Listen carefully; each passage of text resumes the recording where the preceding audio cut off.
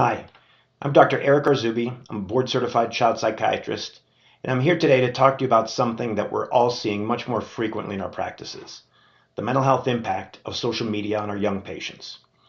As child psychiatrists, pediatricians, and mental health providers in general, we're all on the front lines of a growing crisis. Nearly all American teens now use social media, with many of them spending over 3 hours a day on these platforms.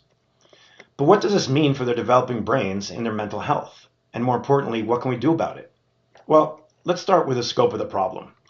The numbers are actually pretty striking. In 2023, the U.S. Surgeon General released an advisory highlighting that up to 95% of youth aged 13 to 17 use social media, and more than a third report using them almost constantly. Recent data from the World Health Organization shows that problematic social media use among adolescents jumped from 7% in 2018 to 11% in 2022, with girls reporting higher rates than boys. That's a 57% increase in just 4 years. But here's what matters most for most of our clinical work. Adolescents who spend more time on the platform, actually more than 3 hours a day on the social media platforms, face double the risk of depression and anxiety than their peers. And the average teen, well, they're spending 3.5 hours a day on these platforms. Even more concerning, research shows that starting social media use before age 13 increases the risk for cyberbullying, victimization, online harassment, and problematic behaviors. So why are teens so vulnerable? Well, it comes down to brain development and the timing of social media exposure. During adolescence, the brain undergoes major changes in the regions that are responsible for social reward processing. Recent brain imaging shows that teens who habitually check social media, they show different patterns in the reward centers, including what's called the ventral striatum and the prefrontal cortex, two areas of the brain. These platforms essentially hijack the developing reward system of the brain. Social media companies have actually engineered their products to trigger these dopamine release systems through likes, comments, and notifications. This then creates a feedback loop that's similar to other addictive behaviors. Each and every notification provides a small reward, encouraging constant checking and creating what researchers call a dopamine cycle.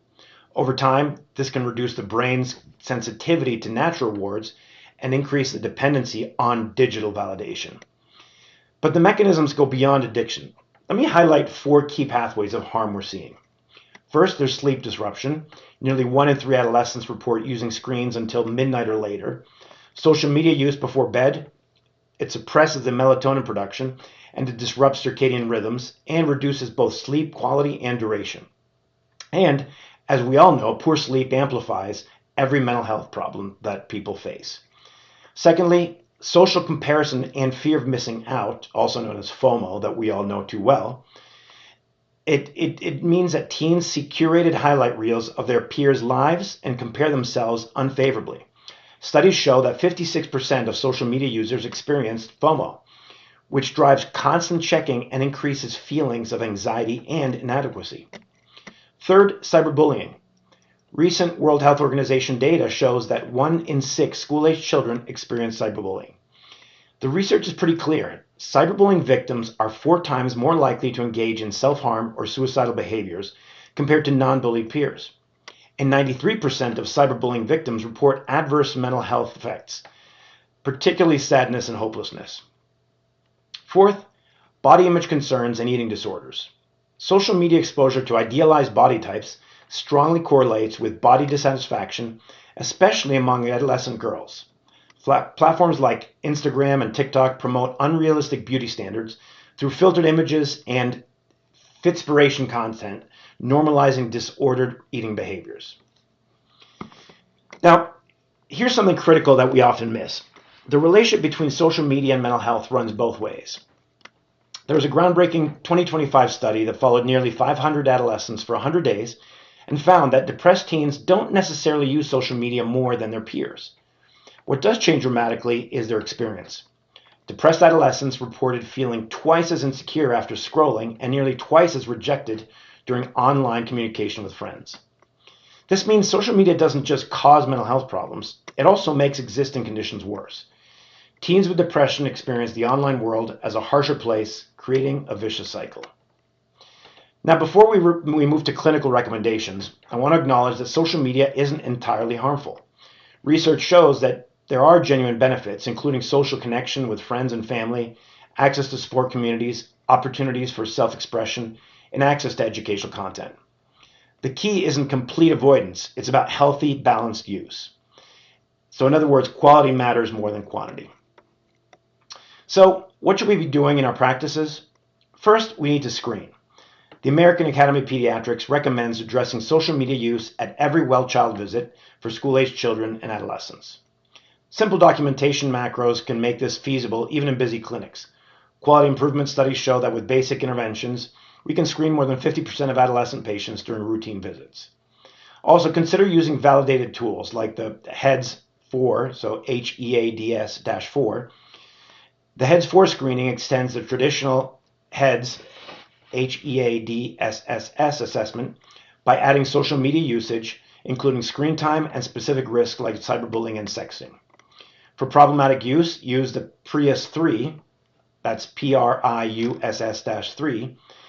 which is a brief 3-item tool that identifies risky internet and social media use patterns. Now, in screening yields concerns, dig a little deeper.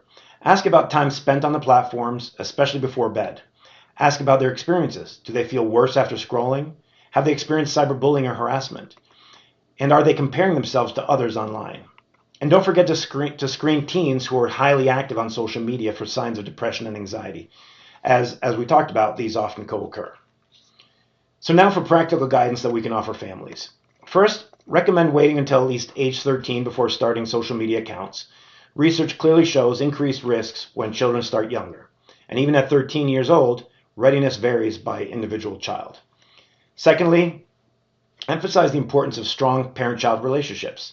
Studies show that 60% of teens who frequently use social media and have poor parental relationships experience poor mental health. Open communication matters more than strict rules alone.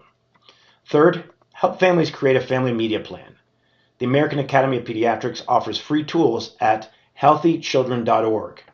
These plans should focus on balance, content, quality, mutual or co-viewing, and communication rather than just time limits. Fourth, recommend specific boundaries, like no devices in bedrooms or bathrooms, no screen use 1 hour before bed, and devices used in common family areas whenever possible. Fifth, teach parents about parental controls. Most major platforms now offer family center features that allow monitoring without invading privacy. But emphasize that monitoring tools work best alongside open dialogue and trust building.